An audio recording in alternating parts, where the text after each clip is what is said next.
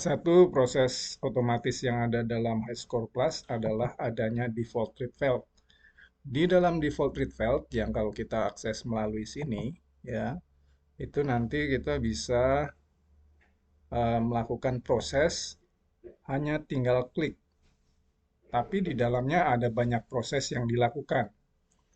Nah, kalau kita ingin tahu proses apa yang ada di dalam default read field, lalu kita ingin mengeditnya, nah, inilah videonya, ya.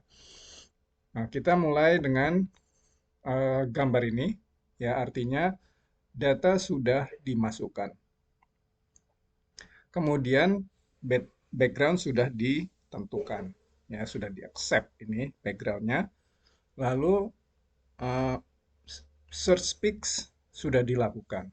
Ya, memang ada yang masih ada tanda-tanda garis hitam ini yang bentuknya seperti V, ya, itu menandakan adanya puncak-puncak yang belum diidentifikasi sebagai fasa, ya.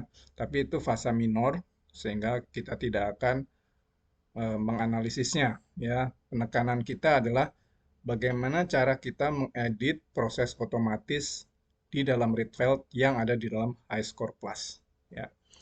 Nah, itu.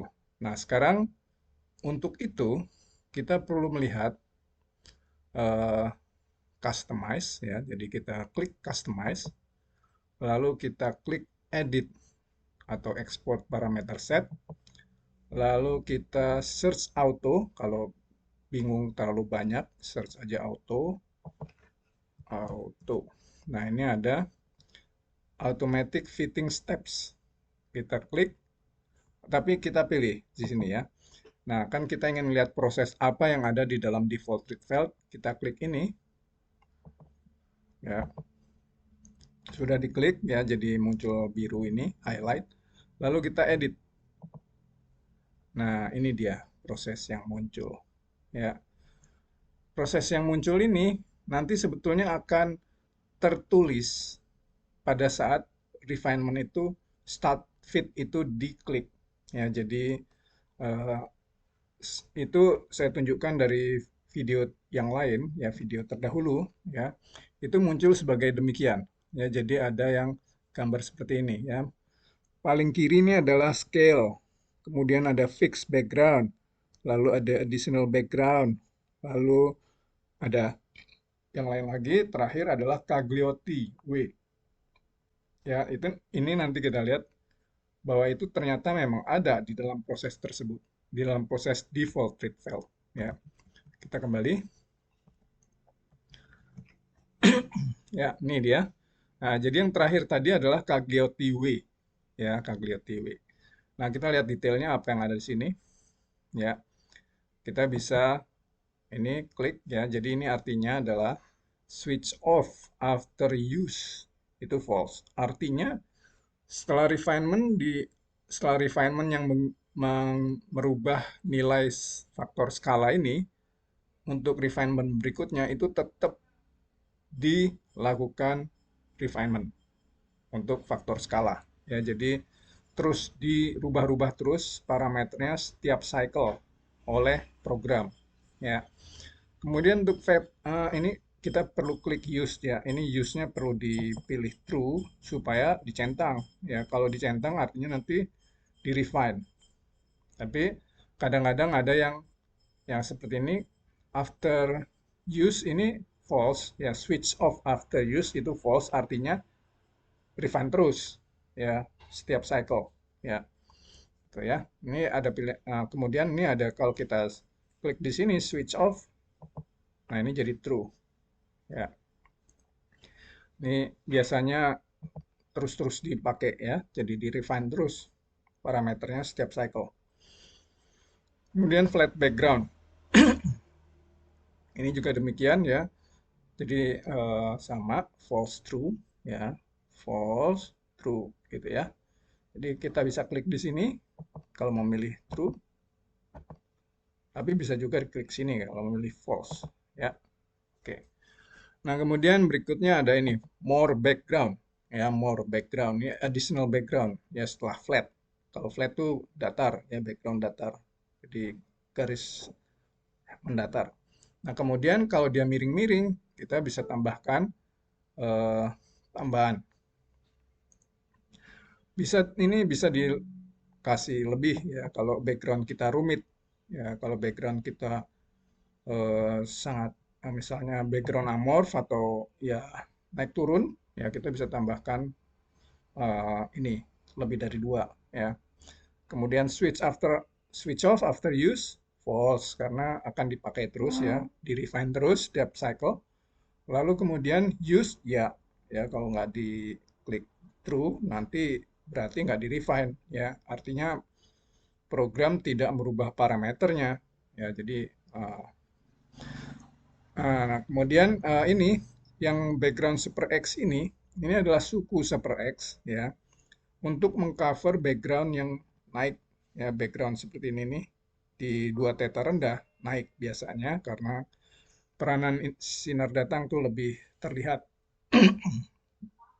Jadi detektor melihat sinar datang sedikit ya. Nah, ini naik, maka kita pakai suku super X ya. Jadi kalau kita lihat ini kan kalau X-nya makin kecil, ini berarti nilai suku itu makin besar ya. Maka kalau makin kecil nih makin mendekati nol, intensitasnya makin naik ya. Jadi itu mengcover background di 2 theta rendah ya. Itu kita klik true. Itu defaultnya begitu. Nah, kemudian ada lagi spacement displacement. Spacement displacement ini sebetulnya terkait dengan zero. Kalau kita lihat sini, ada zero shift ya. Zero shift itu maksudnya adalah sudut saat sinar datang sampai ke detektor. Ya, nolnya itu adalah sudut yang lurus dari source, kemudian sampel, lalu detektor. Itu nol harusnya. Ya.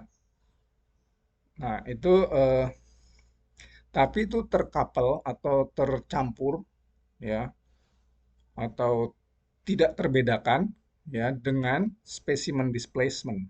Specimen displacement ini adalah tinggi rendah permukaan sampel. Ya, jadi kalau permukaan sampel sudah di set pada saat alignment itu adalah di ketinggian tertentu ya sesuai dengan sampel holdernya, jadi pas rata-rata air gitu ya. Maka kalau sampelnya kurang jadi agak rendah gitu, jadi permukaannya agak turun, maka nanti zeronya shift. Ya, jadi nggak nol lagi zeronya. Jadi nol dari diffractometer konstan itu tidak lagi nol gitu. Ya, jadi tercampur ya, tidak terbedakan, maka kita pilih salah satu aja, mau masukkan zero shift atau specimen displacement. Ya. Oke, ini dalam hal ini kita pilih specimen displacement, jadi kita klik centang, oke. Kemudian berikutnya adalah lattice parameter. Nah, ini minimum weight percentage itu adalah 5. Jadi kalau di bawah 5%, maka lattice parameternya tidak di-refine. Ya. Kemudian di switch off after use, false. Artinya ini akan di-refine terus-menerus. Ya. Ini kalau dia kurang dari 5, kita bikin ini, misalnya kita biarkan ini, kalau ini diisi dengan -1, ya, maka artinya tidak ada minimum weight. Ya, -1 artinya tidak dibatasi gitu ya. Artinya kalau nanti fasanya itu terlalu kecil persentasenya, maka ini tetap akan di-refine. Nah, itu berbahaya karena parameter kisinya bisa lari dari nilai yang ada di literatur, jauh larinya ya. Dan akhirnya tidak fisikal, artinya mungkin jarak antar atomnya bisa terlalu dekat ya sehingga tabrakan atau berimpit ya. Demikian ya ini jadi biasanya pasangnya 5 aja ya. Cukup aman. Ya, kemudian Cagliotti. Cagliotti ini juga minimum weight percentage-nya adalah 5 ya. Ini false true juga sama ya. Nah, ini Cagliotti ini terkait dengan profile function ya, fungsi profile. Jadi badan dari puncak ya badan dari puncak ini yaitu ini yaitu terkait dengan parameter W dari Cagliotti ya itu jadi ini isi dari default Rietveld ya proses-proses yang ada di default read file. Nah, sekarang seandainya kita mau menambahkan, kita bisa tambahkan yang lain-lain, ya. Tapi untuk mempersingkat waktu, saya sudah membuatkan ya yang bisa dipakai, ya. Jadi ini saya close, ya. Saya bisa tunjukkan yang sudah saya buat tambahannya, ya. Jadi ini misalnya, ini bisa diedit, ya sama seperti tadi. Ini sudah ditambahkan ya yang atas itu dari sampai dengan Cagliotti itu standar lah sama dengan yang tadi. Tapi di bawah ini ditambahkan yang lain ya untuk preferred orientation. Ya, preferred orientation ini terutama terjadi ketika sampelnya terlalu sedikit, kemudian holdernya tidak diputar. Ya, jadi itu ada orientasi tertentu yang lebih dominan saat terkena sinar X ya dan itu akan mengakibatkan adanya puncak yang lebih tinggi daripada hasil perhitungan atau dari model ya. Itu sebetulnya tinggi puncak itu sebenarnya bisa-bisa tidak terbedakan dengan posisi atom ya. Jadi kalau posisi atomnya berubah itu bisa intensitasnya juga berubah ya. Jadi ini tapi pembahasan mengenai merefine posisi atom kita bahas di lain kesempatan karena itu sendiri cukup detail ya terkait dengan kristalografi. Ya, jadi harus hati-hati. Jadi yang paling umum ya aman gitu, agak bisa diotomasi itu adalah yang terkait dengan preferred orientation saja. Ya. Kemudian habis ini ya ini minimum weight percentage-nya 10% ya. Ini toggle direction true artinya nanti si program akan mencari ya, mencari HKL mana atau bidang kristal mana yang lebih dominan ya sesuai dengan eh, refinement gitu ya. Jadi itu ya. Jadi ini bisa di toggle direction true atau juga bisa false. Kalau false nanti berarti dia pilih direction sesuai dengan yang kita tentukan yang muncul di apa namanya refinement list ya kalau kita masuk ke ini saya nggak bisa baliknya nanti aja ya jadi ada refinement list ya kita bahas secara spesifik khusus mengenai preferred orientation jadi untuk kali ini kita hanya membahas mengenai cara merubah proses yang ada dalam fitting untuk refill ya jadi tidak masuk detail ya. Oke, ini jadi udah begitu ya. Ini udah. Kemudian Cagliotti ini uh, ada Cagliotti U ya, ini 10% juga. Lalu Cagliotti V di minimum weight percentage-nya 10 juga. Kemudian ada peak shape ini 5%. Lalu peak shape parameter 2 ini 5%. Kita akan bahas khusus dalam video yang lain terkait dengan profile ya. Oke, nah ini kalau seandainya kita ada tambahan, kita bisa pilih dari sini. Misalnya kita memasukkan posisi atom, ya di sini kita tinggal drag, lalu drop sini, ya lalu kita klik use. Kalau nggak diklik use sama aja, nggak perlu. Artinya sama aja dengan tidak kita masukkan tadi, ya. Kalau kita memang mau gunakan, kita perlu klik use. Lalu switch off after use. Jadi maksudnya di switch off setelah di use atau enggak? Kalau kalau enggak ya udah biarkan aja. Tapi kalau di switch off artinya dimatikan sesudah, maksudnya di stop setelah refinement ini diklik itu ya bisa begitu ya. Oke, nah terus kalau udah nanti di save ya ini bisa save as ya. Save ini langsung save as gitu ya.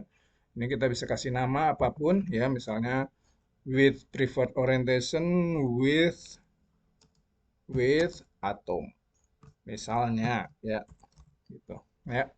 Ini udah, lalu kita bisa klik OK, lalu kita close, lalu muncul. Ya, ini udah muncul.